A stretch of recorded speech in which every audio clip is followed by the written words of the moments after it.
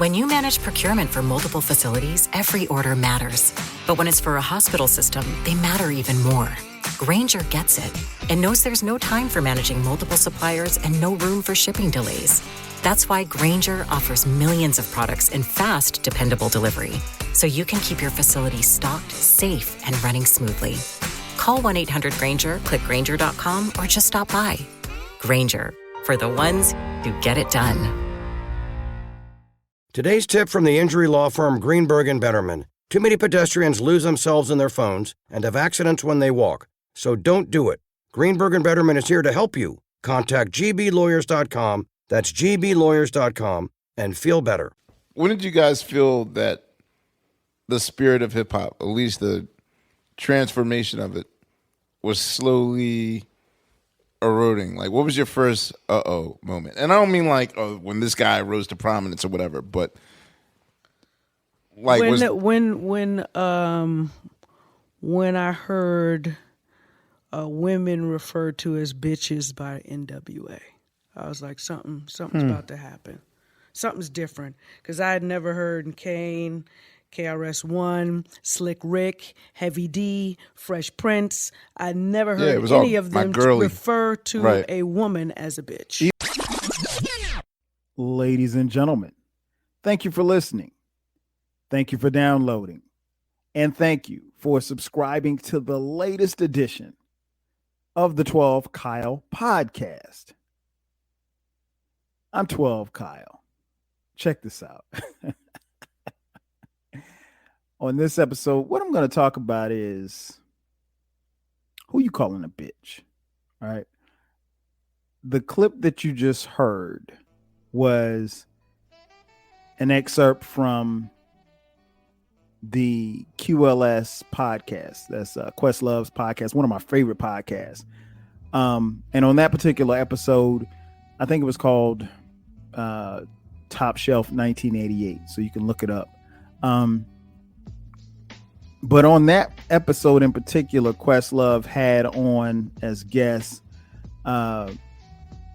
MC Lyte, Big Daddy Kane, Craig G, MC Search, Special Ed, and I think a couple other people as they were promoting an album, a compilation album. This was from a few years back. And the voice that you heard at the beginning was Questlove, leader of the Roots.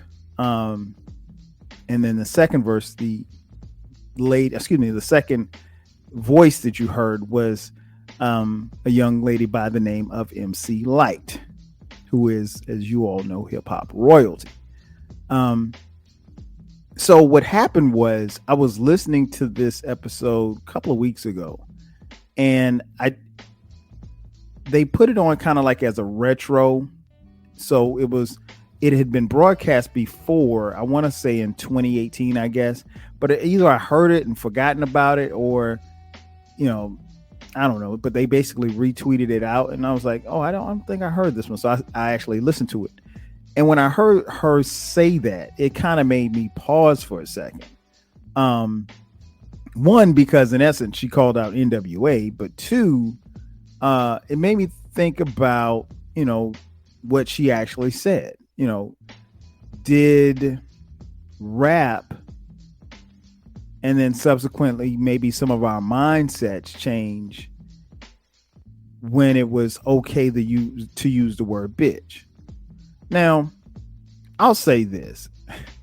In defense of rap music, the word bitch was out here long before NWA set foot on a stage or stood behind a microphone. So I will defend NWA to that point. But that statement made me kind of pause and think for a second, and she said, prior to that, we didn't hear any male rappers refer to women as bitches or hoes. And I thought about it. And the more that I thought about it, I was like, she's right. Like, I don't remember Run DMC. I don't remember Curtis Blow. I don't remember LL. I don't remember Big Daddy Kane. None of them. Chuck D. Using the word bitch. And nowadays, I mean, the word bitch is, thrown around so much that, I mean, like, it's not even, I remember a few years back, the rapper Trina, she ruffled a few feathers when she was calling herself the baddest bitch. So, that word, kind of like the N word to a degree, was something that was deemed unpopular or looked down upon, that has been, reversed and, embraced by a sect of people and the culture for that matter. Because I mean, like, now if you listen to some, rappers who are women, they will call themselves bitches. And if you know any women, there's probably a few women that you may know that may refer to themselves or their friends as bitches, and it's not looked at or deemed as anything negative or derogatory. But it takes me back to like statement. Was NBA? No, I was gonna say NBA. Was NWA clearly at fault here? Yes and no. Yes, in a sense, because they used a word that was, again, here long before they got here, but they optimized and glorified it as well. They didn't put, the word bitch on a pedestal. It was something definitely negative and derogatory. And, I recall back to, listening to the Easy Does It tape. And I mentioned this on this podcast before, and I'll mention it again. I mean, that was the tape that got me in trouble. For those of you who did not know, I was listening to the tape. I had these huge headphones on long before there were Beats headphones. I had some huge stereo headphones on, and my aunt, who was walking past me as I was listening to it loudly, it got to the skit where Eazy-E, was calling Michelle a bitch, and she just happened to hear it. And he was like, bitch, shut the fuck up, bitch, like that. And my aunt heard that through the headphones that were on my ears. And she said, let me hear that again. And she made me stop it. I rewound the tape and played it for her again. And then she was, clearly upset. And she played it for my mom. When my mom got home, and my mom made me, or at least requested, that I throw the tape away. I acted as if I threw the tape away, but I did not throw the tape away, and subsequently listened to NWA forever. But I understand why they were upset, because I don't know. Prior to that time in my life, I think I may have heard my mother use the word bitch one time. And that was aimed at somebody else, another woman that she was, had beef with or something. I don't know. But, that wasn't a common thing. I'd never heard my father use that term before. And, it's just like anything else. You hear curse words, so you know what the curse words are. So it's like, it is what it is. I mean, cussing is cussing. So NWA wasn't the first group to cuss. They weren't the first people to cuss. They didn't invent cuss words. So it is what it is in that point. But to where light was coming from, because they put it on wax, that did change things. And I wish because we were actually, me and Eclectic, shout out to E, we were talking about this off air a couple of weeks ago, and I really wish I'd recorded it, because I think it would have made some dope content, because he made some excellent points, none of which I can remember right now, but but shout out to E anyway. But so yeah, NWA, they optimized it and they maximized it, and they also, maybe they did know, maybe they didn't know the effect that it would have on music, or their music in particular. Because I don't think that Eazy-E or Ice Cube, put that word in their music to be a trailblazer or, someone to push music to another level. I think they did it because it was something that sounded different for them. And if you understood the angle in which NWA came from, particularly in that era, you'd understand that, they were pushing the border on everything, whether or not be talking about the police or just their overall environment and things that they saw, gang banging, the whole nine. They put it all on display. And I think, really for the music that they made, they probably felt like they had to use the word bitch, So I'm not faulting NWA at all. I'm not going to blame them. But to Light's point, she is right in that aspect to some degree. Where she's wrong is that I think at some point the word bitch was going to be used one way or the other. And it wasn't like, it was something that really just catapulted them because they said bitch. Fuck the police, went way further than a bitch is a bitch, or you got to let a bitch be a bitch, or whatever, whatever the song that you want to put the word bitch in. So no, I don't think that it was their fault. I don't think that they ruined rap. I don't think that they meant any malice by it either. And I think, the thing that you have to understand too is it really depends on who's consuming the music as far as how that word is received. Like, I'll give you an example. Like, my wife, Sharice, right? We've been married at the time of this recording, almost 22 years. And we dated in college. So I've known her for the better part of the last, 25, 26, 27 years. I don't ever recall her in the time that I've known her. I don't ever recall her calling herself or her friends bitches or bad bitches or fly bitches or cold ass bitches. And there's no knock on any woman that does. I don't know that. I mean, like, I've never heard her in conversations with just the two of us, or her talking to her talking to girlfriends, or her talking to sorority sisters. Never that, Now, I have heard her say, "I'll beat that bitch's ass," but even that was like, I probably can count her using the word bitch outside of music. Honestly, I could probably count them on both hands. It's been that many times, or that few times, if you will. And she's just one person. But the reason why I bring her into this discussion is because both of us are huge, hip hop fans, and we tell our kids all the time, like, we the coolest parents y'all know. Like, y'all friends' parents ain't this cool and ain't this hip, if you will.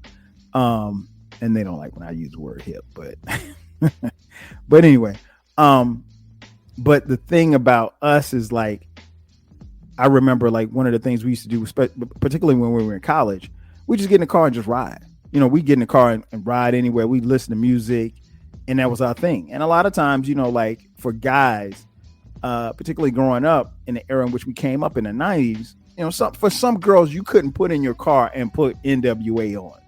I mean, you just couldn't, because the language and the imagery was just so crazy that you didn't, you were probably more likely to put on New Edition or, Luther Vandross or somebody like that, or Prince or Michael Jackson while you're in the car with your girl. But when your boys get in the car, you're putting on NWA. You might put on Public Enemy. You might put on 2 Live Crew, right?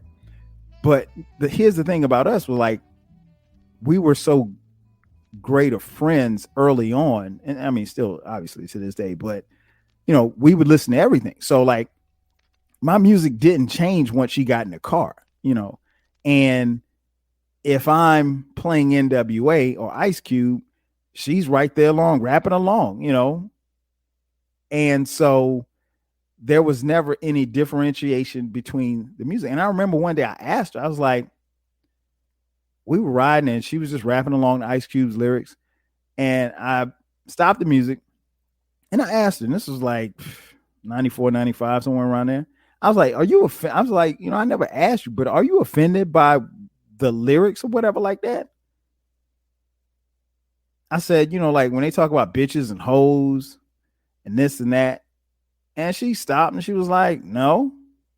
And I said, well, why not? She was like, well, one, she said, I just listen to it as music and it's a form of entertainment, And she's like, it's entertainment. It's not real or whatever like that. She said they're rapping about real things. She was like, but it's not real to me. And she said, and then two, she said, most importantly, she was like, I know who I am and I know what I am. And she says, so if I'm not a bitch or a hoe, they're not talking about me, so I don't care.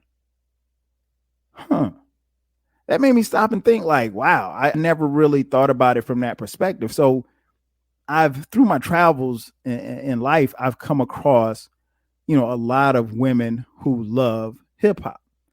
And they love hip hop and they know all the words and they sing all the words and they rap all the words. And they're not the least bit offended by the word bitch or hoe. Because I think a lot of them kind of have adopted that same mindset where, who you calling a bitch? You ain't calling me a bitch because I'm not a bitch. And I know who I am. I know what I am. And it's not what you call me, it's what I answer to. Right. And so that leads me back to Light's point. So yeah, NWA changed the game by calling women bitches and hoes. And again, there's no defense for it. But I think if you have to look a little bit beyond just what's on the surface to understand where that came from. And then is it necessarily influencing other men or women to say what they say and do what they do? And I don't necessarily know that that's the case. I think it probably would have happened either way had it not been in NWA. It would have been somebody else. Now, you have NWA who, I guess you could say, popularized the word bitch and the word hoe. And then you've got on the other end of the spectrum, Uncle Luke and the 2 Alive Crew. All hoes suck dick, all niggas eat pussy. I mean, like they had lyrics like that. So they were equally offensive to whomever, wherever, whenever. But again, I guess in my mind, I just viewed it as entertainment. And the thing about entertainment is it's strictly for those who want to be entertained in the manner in which they're being entertained. So, I'll use an example like porn. Some of you watch porn, some of you don't. It's a form of entertainment. It's there for those. It's there for those who want to see it. And if you don't want to see it, you don't have to see it.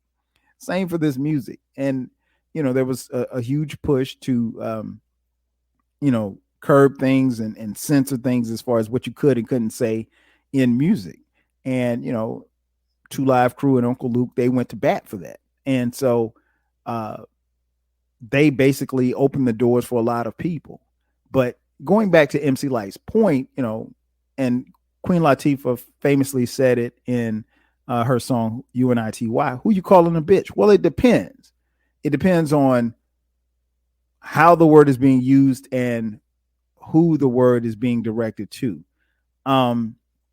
Outside of songs, I'll be honest with you guys, I can't tell you the last time I've used the word bitch. Like, it's outside of songs. And and to be honest, I don't even really know that when I'm singing it in a song that I'm actually saying the word bitch. Like, it's something that, like, in these songs, like, I don't even really pay attention to. And I mean, unless obviously if the kid's in the car. If the kid's in the car, I'm probably not listening to it. But, I will say this much. I've called men bitches way more than I've called women bitches, because let's be honest, A lot of these dudes out here are bitches. And if you get offended by that, you probably are one. And I'll leave that at that. But I get where Light was coming from. I think even listening as the clip plays on, you don't hear the full clip, but even as the conversation moves on, even Questlove was a little bit surprised by, her response. But it's a valid one. And I'm not knocking MC Light for her thoughts or her ideas as to, that changing thing. And again, to her point, to some degree, it did change things because, soon thereafter, rap went through a transitional period. And if you follow rap and if you understand the culture and understand how things were at that particular time, you understand that, things kind of shift every couple of years. And at that particular time, there was a shift. Late 80s into the 90s, that was a shift. And then you come, 91, 92, gangster rap. That was a huge shift. And so the way the music is portrayed and particularly put in front of us, it's a different style than what was presented to us in 1985. And this is quote unquote the golden era of hip hop. But even now when you listen to rap, if you turn on, if you're bold enough to turn your radio on, the thing that you will understand is that, it's not the same rap that it once was. It's still rap. It's still hip hop. It's still, people rhyming over beats, but it's not the same. And the content isn't the same. Doesn't mean it's bad. Doesn't mean it's good. Doesn't mean it's worse. Doesn't mean it's better. It's just different. It's very vastly different from what we had, in that particular time that MC Light is speaking of. However, I think she makes a point, but then she doesn't make a point too as well, because she goes on to explain how that changed things. I don't necessarily know that it changed things for the better. I don't necessarily know that it changed things for the worse. It just changed things. And I think when you look at where rap was and where it was going, some can say it was probably due for a change. And I don't think anybody knew that was the change, the change that was coming. But no, using the word bitch, that definitely changed things. Bitches and hoes definitely changed things. But, to Queen Latifah's point in her song, who you calling a bitch? Like her thing was in that particular song, you won't be calling me out my name. You will respect me as a queen. You will respect me as a woman. You will respect me as a black woman on this planet. I'm not a bitch or a hoe. And she let that be known. And if we want to get picky, Light did come back and with a song like Roughneck, saluting the thugs. But hip hop had its phases, and it's still going through phases. And I think anytime something is young and it's growing, it's going to go through phases. And hip hop is coming up at the time of this recording, coming up on 50 years old. Next year it'll be 50 years old, turning 50, and it's still growing. But the word bitch, I don't know that it necessarily, I don't know that NWA necessarily was groundbreaking in doing that. I don't know that they necessarily hurt anybody. I don't know that they necessarily blazed a trail or set off anything in particular. I think they said what they said.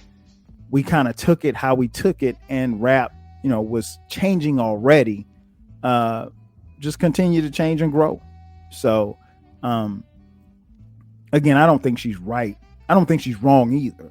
Kind of somewhere in the middle. But hey, ladies and gentlemen, that's going to do it for me.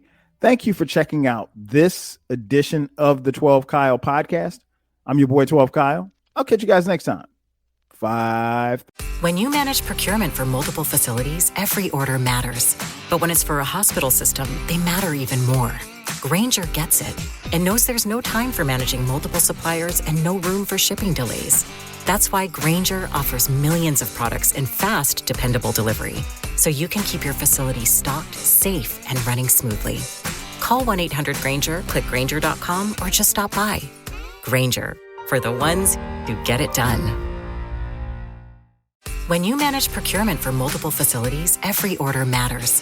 But when it's for a hospital system, they matter even more. Grainger gets it and knows there's no time for managing multiple suppliers and no room for shipping delays. That's why Grainger offers millions of products in fast, dependable delivery, so you can keep your facility stocked, safe, and running smoothly. Call 1-800-GRAINGER, click Grainger.com, or just stop by. Grainger, for the ones who get it done.